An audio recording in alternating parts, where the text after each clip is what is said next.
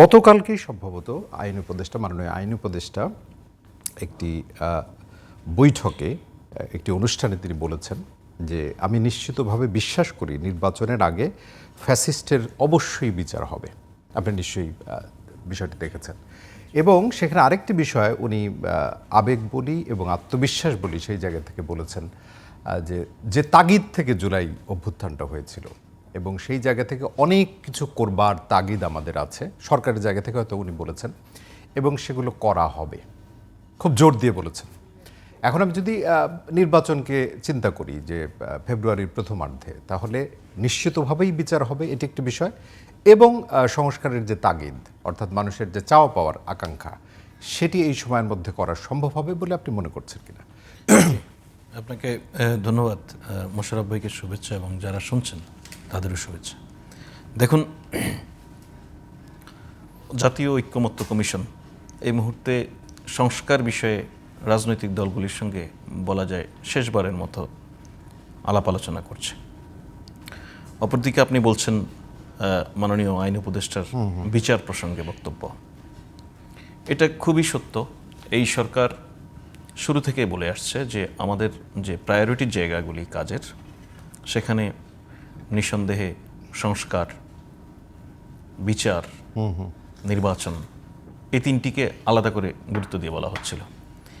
সংস্কার এবং বিচার এই দুটিকে আপনি যদি খেয়াল করেন ক্যাটাগরিক্যালি সবসময় সকল বক্তব্যেই সরকারের দিক থেকে যত বক্তব্য নির্বাচনের আগে রাখা হয়েছিল। এর একটা অন্যতম কারণ হচ্ছে আমরা এখন যে জুলাইয়ে বসে কথা বলছি, ঠিক এক বছর আগে আজকের এই দিনে ঢাকা সহ সারা দেশের পথে ঘাটের ক্যাম্পাসের পরিস্থিতিটি ছিল অন্যরকম। নির্বিচারে মানুষের উপরে নির্যাতন, পরবর্তীতে সেটা ব্যাপক মাত্রায় হত্যাযজ্ঞের রূপ দিয়েছিল পালিয়ে যাওয়া ফ্যাসিবাদের রানী শেখ হাসিনা। সেই বাস্তবতা থেকে আজকে যখন আমরা 2025 সালের জুলাইয়ে সেই সময়ে কথা বলছি, তখন আমরা খুব গ্রামাটিক্যাল জায়গায় সংস্কার নিয়ে, বিচার নিয়ে এবং নির্বাচন নিয়ে খুব নির্বিঘ্নে কথা বলার সুযোগ পাচ্ছি।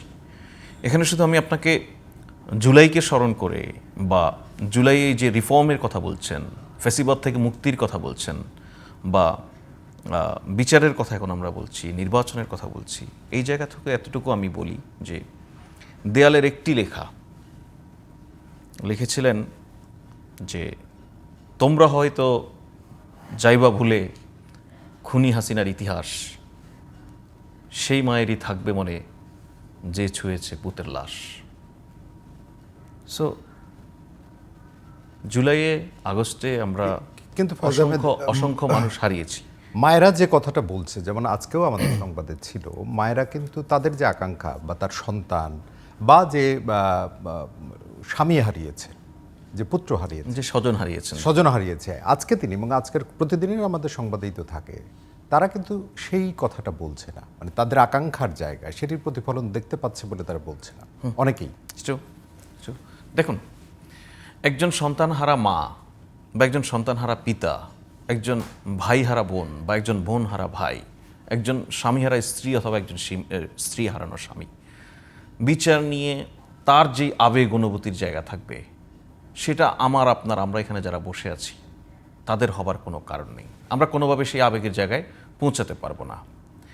আমরা খুব স্বাভাবিকভাবে আপনি চিন্তা করুন যে আমাদের সোসাইটিতে আমাদের একজন স্বজন যদি কখনো অসুস্থ হয়, মৃত্যু পথযাত্রী হয়, হাসপাতালে নিয়ে যাওয়ার পরে যদি ওই রোগী মারা যায়, কখনো কখনো মানুষ তার ওই রাগে ক্ষোভে চিকিৎসা পায়নি এই ধরনের একটা ধারণা থেকে হাসপাতালেও আক্রমণ করে, চিকিৎসা পেলে আমার স্বজন বেঁচে যেত এই ধরনের ধারণা থেকে।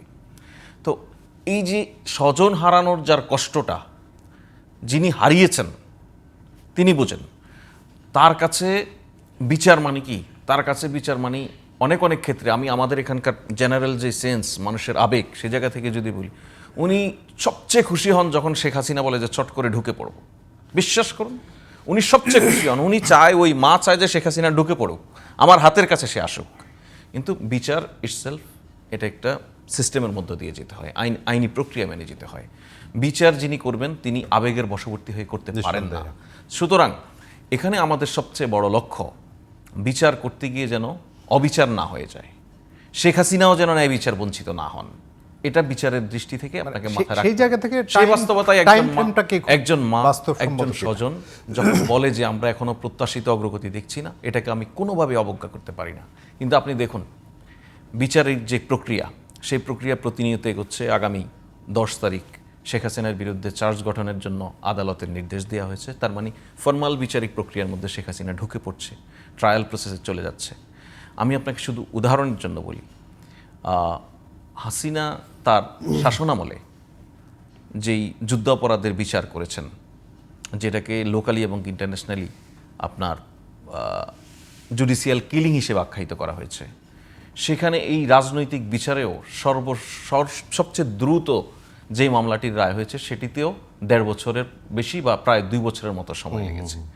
সুতরাং সেই জায়গা থেকে আমার প্রশ্ন আসলে সুতরাং টাইম ফ্রেমটা আসলে বাস্তবসম্মত কতটা? বিচার কবে হয়ে যাবে, সম্পন্ন হবে? যে দেখুন, আইন উপদেষ্টা বলেছেন উনি বিশ্বাস করেন যে নির্বাচনের আগে বিচার মানুষ দেখবে। উনি কিন্তু এটা বলেননি নির্বাচনের আগে আমি শেখ হাসিনার সাজা দেখব, কারণ বিচার আমরা দেখতে চাই। সাজা কি হবে, সাজা হবে কি না, এটা আদালত জানে।